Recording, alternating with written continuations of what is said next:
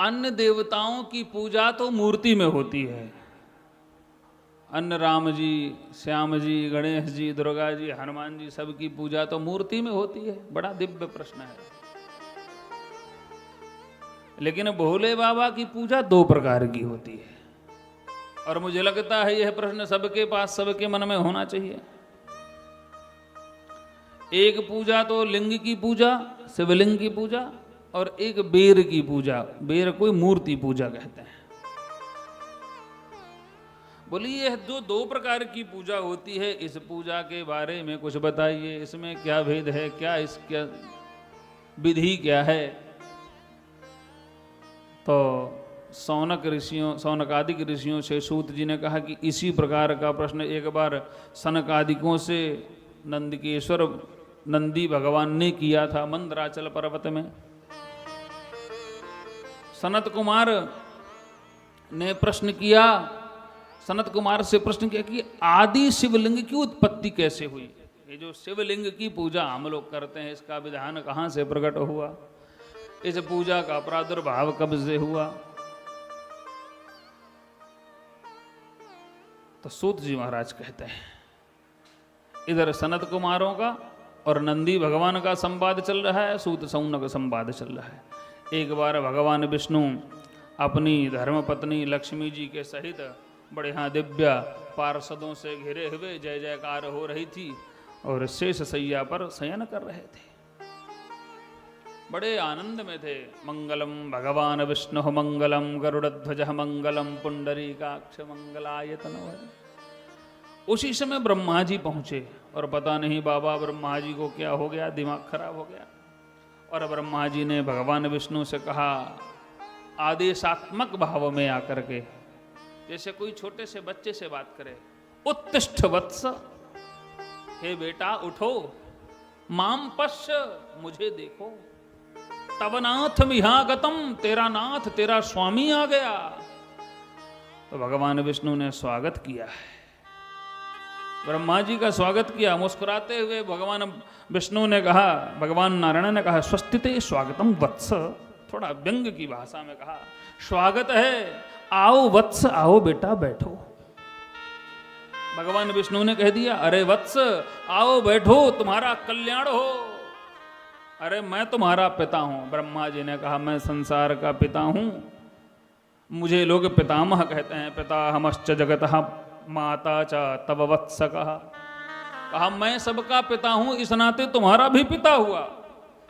भगवान विष्णु से, भगवान नारायण से ब्रह्मा जी ने कहा मैं तो सबका पिता हूं, इसलिए तुम्हारा भी पिता हूं। भगवान विष्णु ने मत्स्यम जगदिदम वत्स मनुष्य तुम ही चोरवत मन्नाभिर्कमला जातः पुत्रस्त्वं भाससे वृथा। भगवान विष्णु ने कहा व्यर्थ की बातें मत करो, तुम कैसे सबके पिता हो गए? अरे पिता तो पूरी दुनिया का मैं हूँ। ब्रह्मा जी ने कहा कैसे तुम पिता बन गए? बोले जिस कमल से तुम प्रकट हुए हो वो कमल मेरी नाभि से प्रकट हुआ है, इसलिए मैं तुम्हारा पिता हूँ। बात छिड़ गई। देखिए ये लीला हो रही है, ये मत सोच लेना कि ब्रह्मा जी का दिमाग खराब है कि विष्णु जी का दिमाग खराब है। यह आदि शिवलिंग की उत्पत्ति क्यों हुई, कब हुई, कैसे हुई, उस उत्पत्ति विषयक प्रश्न के उत्तर के हेतु लीला कर रहे हैं परमात्मा। ब्रह्मा जी और भगवान नारायण की लीला है। ये ना सोच लेना कि अब शंकर जी ठीक हैं, इन दोनों को मारो गोली। प्रेम से बोलो ओम नमः शिवाय। ये भगवान की लीला है। ये हम लोगों को, हमारे मन में यह प्रश्न आया कि आदि शिवलिंग की उत्पत्ति कहाँ से हुई, तो उस प्रश्न के उत्तर के लिए भगवान की ये लीला है। उसने कहा हम श्रेष्ठ हैं, ब्रह्मा जी ने कहा हम श्रेष्ठ हैं, विष्णु जी ने कहा हम श्रेष्ठ हैं। युद्ध आरंभ हो गया, और भैया युद्ध होते होते इतना बढ़ गया, युद्ध इतना विशाल रूप ले लिया कि भगवान विष्णु ने माहेश्वर अस्त्र का संधान कर दिया। इधर ब्रह्मा जी ने जब देखा तो पाशुपत अस्त्र का संधान कर दिया।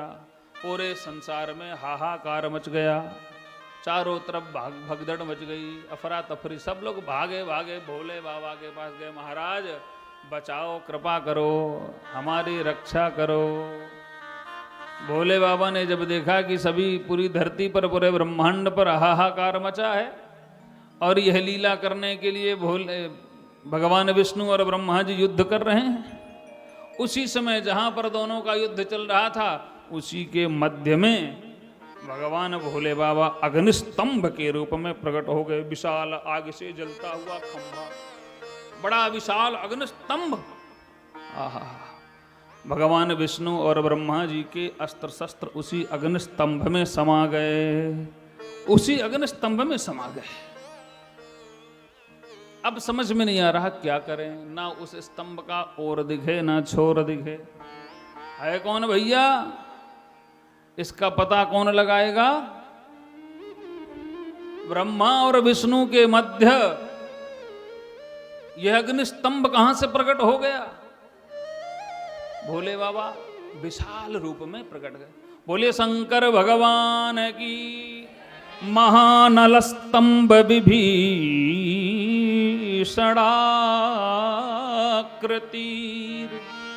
बभूवतन मध्य तले सनिष्कलः। अब पता लगाओ, ब्रह्मा जी और विष्णु जी दोनों के अस्त्र वहां समा गए। अब दोनों ने यह निर्णय किया कि भैया इनका पता लगाया जाए, और जो इनके ओर छोर का पता लगा लेगा वही श्रेष्ठ है, उसी की पूजा होगी। तो भगवान नारायण सूकर का रूप धारण करके नीचे की ओर पता लगाने चल दिए, और ब्रह्मा जी हंस का रूप धारण करके ऊपर की ओर चल दिए पता लगाने का। नारायण तो पता लगाते लगाते थक गए, कहीं और छोर का पता नहीं लगा। ब्रह्मा जी मन ही मन सोच, ब्रह्मा जी को भी पता नहीं लगा, अब क्या करूं, कैसे करूं, कुछ समझ में नहीं आ रहा। मन में अभिमान था ब्रह्मा जी के कि यदि मैं यह कह दूंगा कि मुझे पता नहीं लगा तो कहीं विष्णु ना सर्वश्रेष्ठ हो जाए। और भगवान विष्णु तो बेचारे आ गए, और छोर का जब पता नहीं लगा उन्होंने कह दिया कि भाई हम हार गए, और हमें कोई इस अग्निस्तंभ का हम पता नहीं लगा पाए, कोई और छोर हमें मिला नहीं। और जब ब्रह्मा जी के मन में यह कुत्सित भाव आया, अभिमान पूर्वक भाव आया, तो उसी समय भोले बाबा मुस्कुराने लगे। जैसे ही मुस्कुराए तो एक केतकी का पुष्प वहां से गिरा, केवड़े का पुष्प, वो अनंत काल से गिरता हुआ चला आ रहा था, लेकिन अभी तक मध्य में नहीं पहुंचा। ब्रह्मा जी के पास वह केतकी का पुष्प आ गया, तो ब्रह्मा जी ने उस केतकी के पुष्प को भी अपने पक्ष में ले लिया। बोले ऐसा करो, उसको अपने केतकी के पुष्प को भी अपने पक्ष में ले लिया। बोले तुम मेरी तरफ से गवाही दे देना, मैं बोल दूंगा कि मुझे इस अग्निस्तंभ का और छोर मैंने पा लिया है, और तुम कह देना हाँ हाँ मैंने भी देखा है। तो ब्रह्मा जी इस तरह अग्र पूज्य बनने के चक्कर में कि हमारी पूजा हो जाए, अग्र पूज्य बनने के चक्कर में ब्रह्मा जी केतकी को साथ में लेकर के आए। इधर विष्णु जी पहले से उपस्थित थे, बोले हम तो नहीं पता लगा पाए।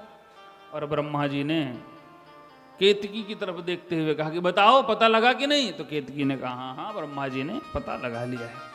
भोले बाबा को हंसी आ गई कि ब्रह्मा जी अभिमान में आकर बोल रहे हैं, और उसी समय भोले बाबा ने क्रोध किया।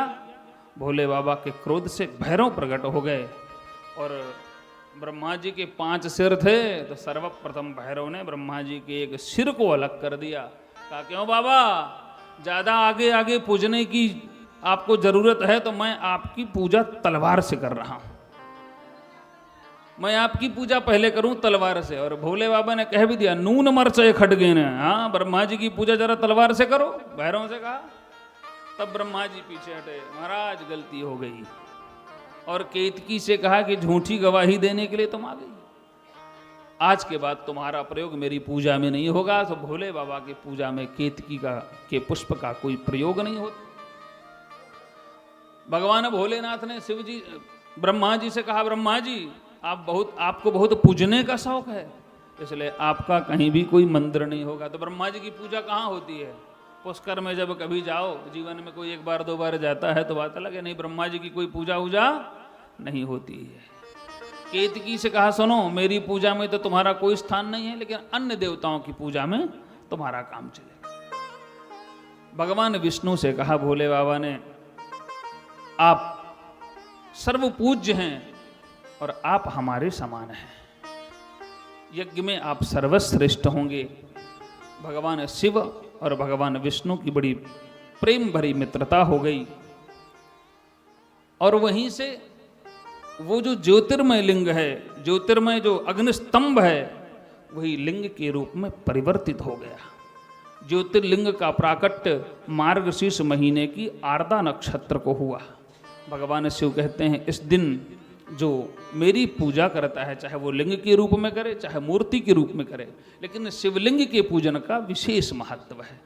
इस दिन जो मेरी पूजा करता है वो मुझे स्वामी कार्तिकेय से भी अधिक प्रिय है। भोले बाबा के जो ज्येष्ठ पुत्र हैं कार्तिकेय जी, बाबा कहते हैं कि वह मुझे कार्तिकेय से भी अधिक श्रेष्ठ, अधिक ज़्यादा प्रिय है।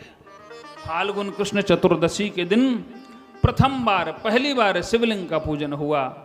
जिस जगह ज्योतिर्लिंग का प्राकट्य हुआ था वह स्थान, उस स्थान को लिंग स्थान के नाम से वह प्रसिद्ध हुआ और वो दिन हुआ शिवरात्रि का। बोले आप साल भर पूजा करो, तो साल भर की पूजा का फल तो है, लेकिन शिवरात्रि के दिन भोले बाबा की पूजा का जो महत्व है वह पूरे साल का उतना महत्व नहीं है। भोले बाबा ने स्वयं अपने मुखारविंद से कहा, लिंगम प्राधान्यतः स्थाप्यम तथा वेरम तु गौड़कम लिंगाभावेन तत्क्षेत्रम सवेरमपि सर्वतः। भोले बाबा कहते हैं, भैया शिवलिंग की स्थापना ही प्रमुख है।